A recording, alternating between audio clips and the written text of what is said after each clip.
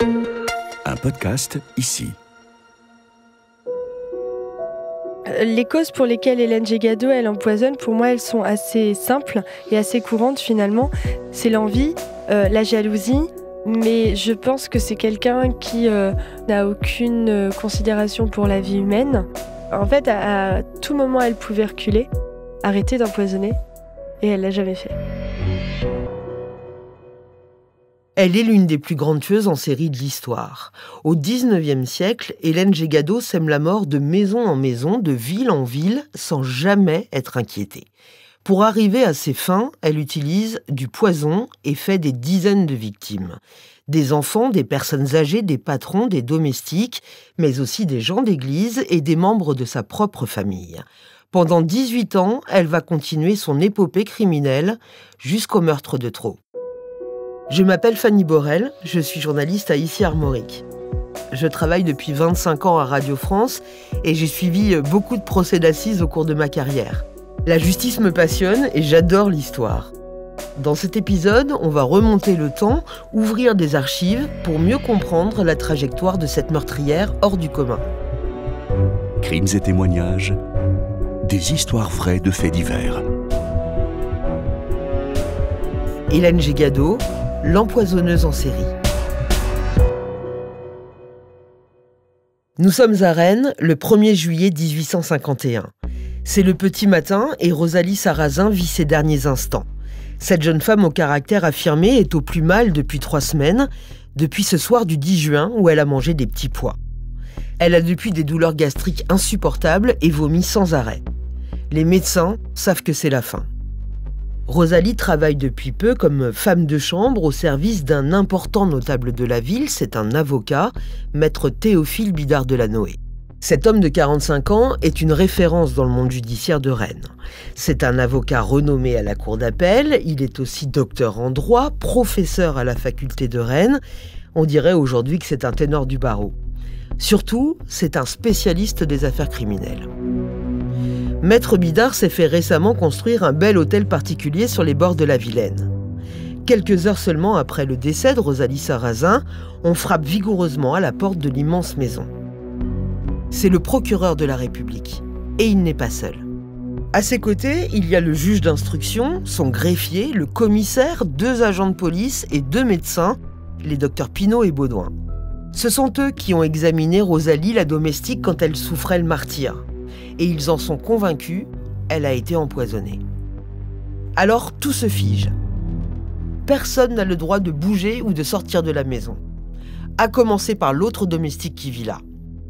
Pendant que les policiers perquisitionnent les différentes pièces, l'un des agents est chargé de surveiller tous les faits et gestes de la cuisinière. Elle s'appelle Hélène Gégado. Assise sur une chaise, elle est sous le choc. Mais au fond, elle sait qu'elle s'apprête à passer sa première nuit en prison.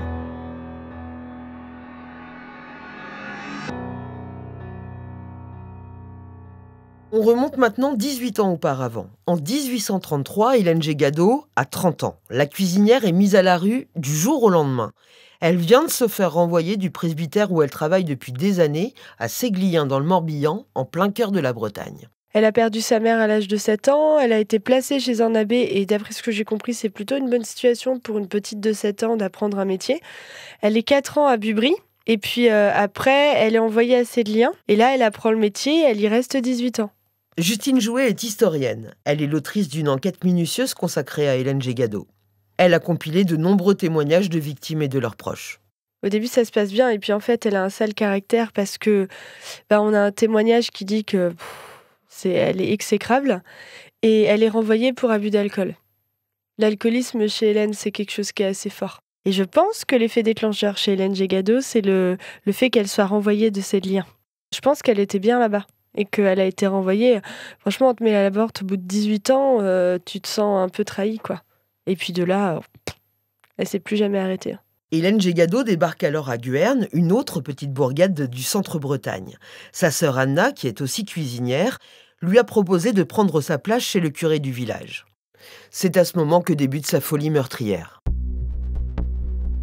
À la fin du mois de septembre, l'abbé Joseph Le Drogo ne se sent pas bien. Il vient de terminer son repas du soir, préparé comme chaque jour par Hélène Gégado.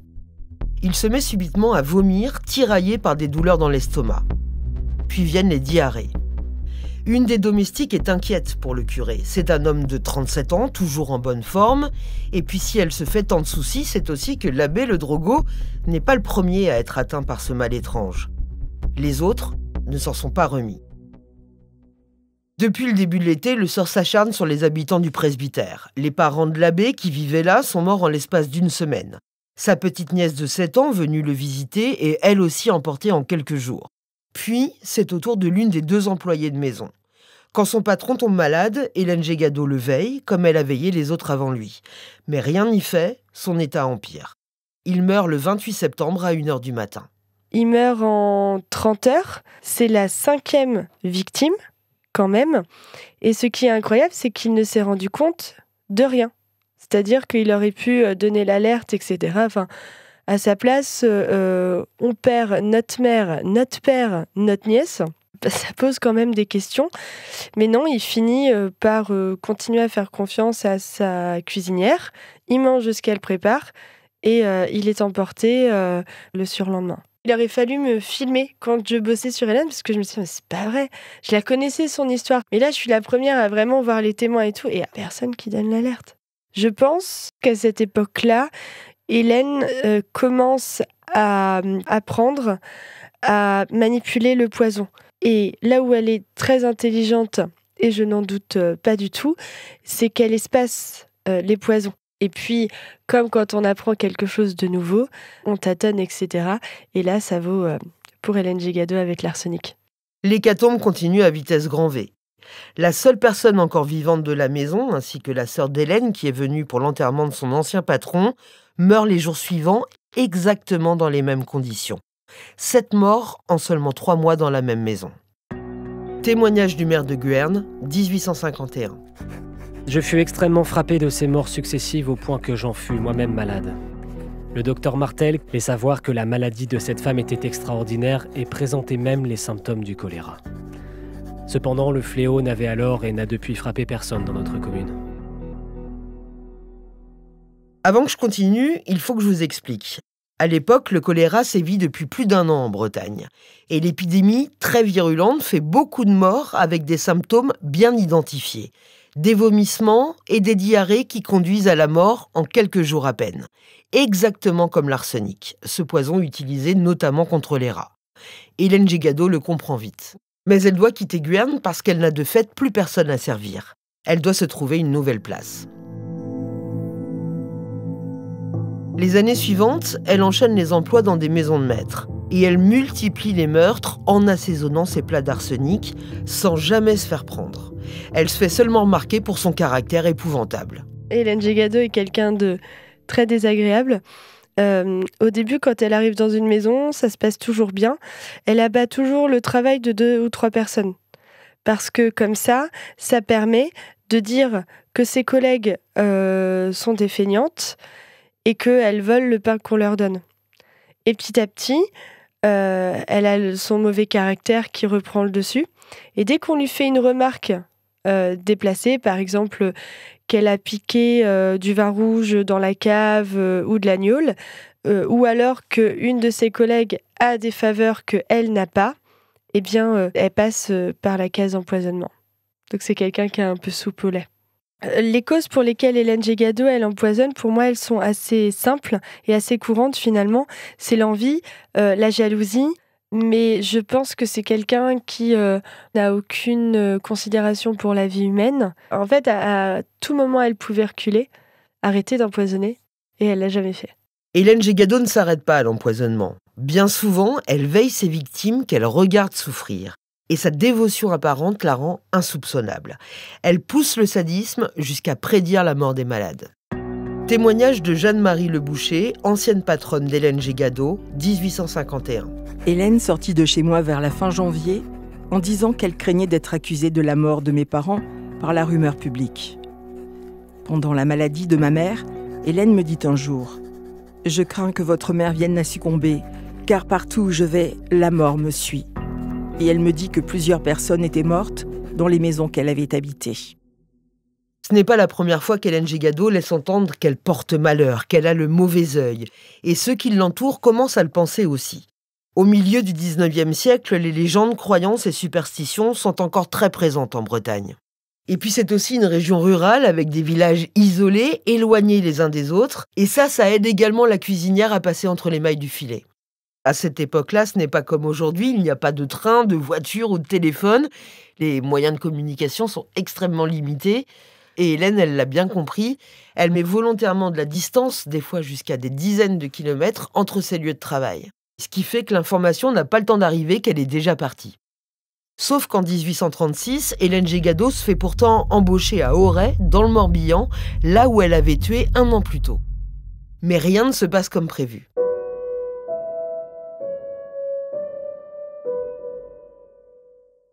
En ce début d'année, c'est l'événement chez Monsieur et Madame Etel. Ce sont des notables de la petite ville bretonne d'Auray.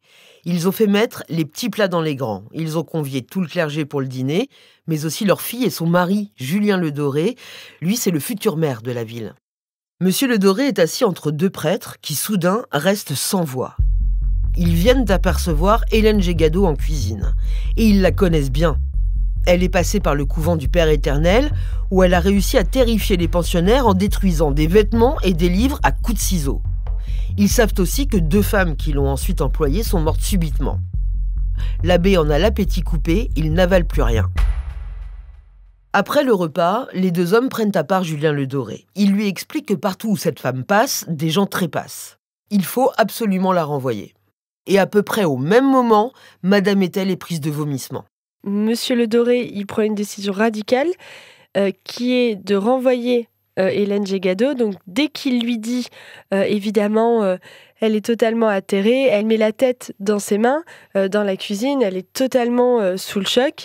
Il est obligé de la sortir par la force de la maison et on assiste à une scène surréaliste. Elle se met à crier, à dire voilà, qu'elle n'est pas d'accord, etc. Donc ça alerte les voisins. Enfin, c'est vraiment une pièce de théâtre. Et sachant encore ce qui s'est passé donc, dans les différentes villes par lesquelles elle est passée, tout ce qui est dans la cuisine qui avait été préalablement préparé par Hélène Gégado, il enlève tout, il vide intégralement la cuisine, il emmène ça sur un tas de fumier ou en tout cas à l'écart pour que ça soit plus consommé. Et puis, ses affaires, pareil, il prend tout et puis il les dépose chez les gens qui l'ont hébergé. On pourrait dire aujourd'hui qu'il la met dehors avec pertes et fracas. Mais ça ne suffit pas à sauver Madame Etel qui meurt quelques jours plus tard. Hélène Gégado n'est restée que 8 à 10 jours dans cette maison. C'est sa plus courte expérience professionnelle. Malgré ses soupçons évidents, Julien Le Doré, comme tant d'autres avant lui, ne donne pas l'alerte. La cuisinière est déjà partie loin, à 50 km de là, à Pontivy. En fait, dans cette affaire-là, on aurait pu sauver beaucoup de vies. Il y a des gens qui sont morts pour rien. Des enfants et des parents qui sont morts pour rien. En 15 ans, Hélène Gégado a vécu dans 13 villes à travers le Morbihan. Elle est passée par 30 maisons dont elle est quasiment toujours renvoyée au bout de quelques mois. Soit parce qu'elle porte la mort, soit parce qu'elle boit bien trop, et puis elle vole beaucoup. Il est temps de partir. Son ultime destination, ce sera Rennes. En 1851, Maître Bidart de Lannoy est inquiet. Cet avocat de Rennes, je vous en ai parlé au début de l'épisode, c'est un spécialiste des affaires criminelles. En 7 mois, il a perdu 3 femmes de chambre. Toutes sont tombées gravement malades. Une est morte, une autre agonise. Alors quand par hasard, dans la rue, il tombe sur les médecins de ses domestiques, la conversation s'engage assez naturellement sur ce sujet. Ils partagent leurs doutes qui deviennent alors des certitudes. Elles ont forcément été empoisonnées. C'est sûr, la cuisinière est une meurtrière. Et pour la stopper, ils échafaudent un plan. Maître Bidart est lui chargé de récupérer discrètement des échantillons de sel pour qu'ils soient analysés. On pourrait, on ne sait jamais, y trouver de l'arsenic. 2 jours plus tard, Rosalie décède à 6h du matin. Les médecins alertent le procureur. Il ordonne l'interpellation d'Hélène Gégado et sa mise en détention le soir même. Le juge d'instruction chargé de l'enquête décide alors de l'interroger sur le champ, mais elle feint de ne rien comprendre. Ce sera le premier d'une longue série de tête-à-tête. Le juge Hippolyte Vanier Donc c'est le juge d'instruction qui a vraiment organisé toute l'instruction qui va servir au procès. Il a fait un travail vraiment phénoménal. C'est quelqu'un de très méthodique, de très passionné et à qui on la fait pas. Il se dit qu'elle n'en est pas à son premier coup d'essai parce que vu comment elle manipule le poison, pour lui, c'est pas sa première maison. Il décide de remonter le fil et de voir un petit peu par où elle est passée avant. Et là, il va vraiment dérouler la pelote. Et en l'espace de 3 mois, il regroupe tous les témoignages. Et fin septembre, il a retrouvé pratiquement toutes les maisons. Lettre du procureur de la République de Pontivy à l'attention du procureur général de la Cour d'appel de Rennes, août 1851. À la nouvelle qu'une domestique portant le nom d'Hélène était poursuivie à Rennes pour crime d'empoisonnement, la rumeur publique à Pontivy s'est vivement préoccupée de faits anciens qui, dans le temps, ont paru étranges, sans avoir donné lieu à aucune information judiciaire, et auquel s'est trouvé mêlé le nom d'une domestique portant aussi le prénom d'Hélène et servant alors dans cet arrondissement. On a remarqué que dans plusieurs familles qui avaient pris cette fille à leur gage, une ou plusieurs personnes ont succombé de manière violente. Et l'on s'est demandé s'il n'y aurait pas identité entre elle et la domestique qui est aujourd'hui inculpée. Il sera facile, en présence des documents qu'a recueilli l'information, ou qu'elle va recueillir, de décider s'il y a identité. Je vous transmettrai dans ce cas, monsieur le procureur général, d'autres renseignements sur des faits anciens que je m'abstiens jusqu'ici de vérifier. On dit que la fille Hélène, qui a été domestiquée à Locminé, a aussi servi à Hennebon, chez monsieur Kerali, à Guerne, chez monsieur le Desservant, à Pontivy, chez monsieur Joanneau, et que dans toutes ces maisons, ce séjour a été signalé d'une manière fatale pour ceux qui les habitaient. À partir de là, le juge Vanier ordonne des enquêtes un peu partout dans le Morbihan. La centaine de témoignages de victimes, de leurs proches ou de gens qui l'ont directement côtoyée accable Hélène Gégado. Le juge peut aussi compter sur les résultats des autopsies pratiquées à Rennes et ils sont sans appel. Les corps contiennent de l'arsenic. Il va maintenant tout tenter pour faire avouer celle qu'on surnomme déjà la Gégado.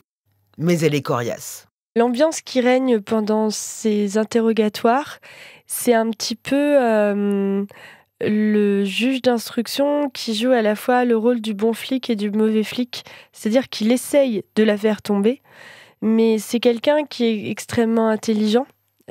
Pour déjà s'en être sortie pendant 18 ans, et elle ne tombe jamais dans les pièges du juge d'instruction.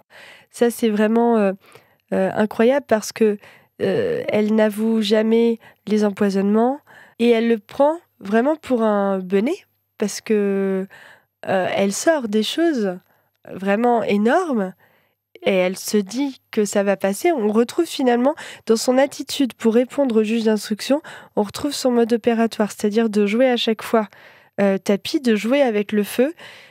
Finalement, elle prend confiance au fur et à mesure. Et à la fin, quand il veut la faire avouer, elle se lève, sa chaise claque le sol et elle dit « Mais non, en fait, je n'avouerai pas et je n'ai rien fait ». Parce qu'elle sait que de toute façon, elle serait condamnée à mort. Mais voilà, c'est un vrai rapport de force qu'il y a entre les deux. C'est quelqu'un de très orgueilleux. Et je pense que jusqu'au bout, elle s'est dit « Mais en fait, tu me feras jamais avouer. Même si tu me fais sortir de ma cellule pour encore m'interroger, je sais ce que j'ai dit dans l'interrogatoire d'avant et je maintiens mes dires. » Le juge n'arrivera jamais à la faire craquer, mais les preuves sont largement suffisantes pour renvoyer Hélène Gégado devant la cour d'assises. Le procès de la tueuse en série, l'expression n'existe pas bien sûr à l'époque, s'ouvre le 6 décembre 1851. Il y a foule dans la salle d'audience du Parlement de Bretagne pour voir celle qui est désormais considérée comme un monstre. La police doit la protéger à son arrivée et à sa sortie du palais de justice, tellement elle est détestée. Hélène Gégado comparaît pour seulement 3 meurtres et 4 tentatives à Rennes. Oui, parce qu'il faut savoir qu'à cette époque, la prescription pour un homicide est de 10 ans. Elle n'est donc pas jugée pour une grande partie de ses crimes. Mais ça ne change rien au verdict. Elle est condamnée à mort après avoir de nouveau clamé son innocence. Son jeune avocat va tenter un pourvoi en cassation, puis une demande de grâce, tous deux rejetés. Le 26 février, à 7h du matin, Hélène est guillotinée en place publique. L'histoire aurait pu s'arrêter là, mais la tueuse en série va très vite refaire parler d'elle. Le lendemain, les habitants de Rennes découvrent dans la presse ce que le juge Vanier n'a jamais réussi à lui soutirer. Lettre d'Hélène Gégado le 25 février 1852, quelques heures avant son exécution. La justice n'a pas connu tous mes forfaits. J'ai porté le deuil et la désolation dans un grand nombre de familles. Mes crimes sont grands et nombreux. Je demande à Dieu pardon et miséricorde. Je demande aussi pardon aux familles qui me doivent leur chagrin. Je supplie avec larmes les parents de tous ceux que j'ai immolés, non pas de me plaindre, mais de cesser de me maudire. J'ai été bien coupable. J'espère que Dieu me fera la grâce de mourir pénitente. Ses aveux ont été recueillis en prison la veille de sa mort par un abbé, l'abbé Tiercelin. 4 témoins attestent de sa déclaration. Hélène Gégado était affaiblie depuis plusieurs mois par un cancer du sein. Dans ses lignes, elle semble humaine, comme jamais elle ne l'a été. Elle avoue tout. Elle décide vraiment de se mettre à table, sans jeu de mots, et de tout avouer. Donc tous les empoisonnements, etc., excepté quelques-uns. Après, on peut douter de ses aveux, puisque Hélène Gégado a utilisé la religion pour pouvoir rentrer dans les maisons, c'est-à-dire se montrer très pieuse, se rendre à l'autel des églises pour être dévote, etc. Et on sait aujourd'hui qu'elle utilisait la religion plus qu'elle ne la pratiquait. Donc il y a matière à douter de son souci pour le salut de son âme à la veille de son exécution. Je pense que l'abbé Tiercelin était quelqu'un d'opportuniste, qu'il a vu que face à lui, il avait quand même une sacrée affaire, c'est-à-dire que Hélène Gégado, empoisonneuse coupable, il s'est dit qu'il avait peut-être un bon filon pour essayer d'avoir des aveux. Or, quand on regarde le témoignage d'Hélène Gégado, ça ne représente absolument pas sa manière de parler. On sait que c'est quelqu'un qui était pas illettré, mais presque un peu bourru. Là, il en fait quelqu'un qui est soucieuse de son salut, etc. Voilà, personnellement, j'y crois pas. Quant au nombre exact de ses victimes, on ne le connaîtra certainement jamais.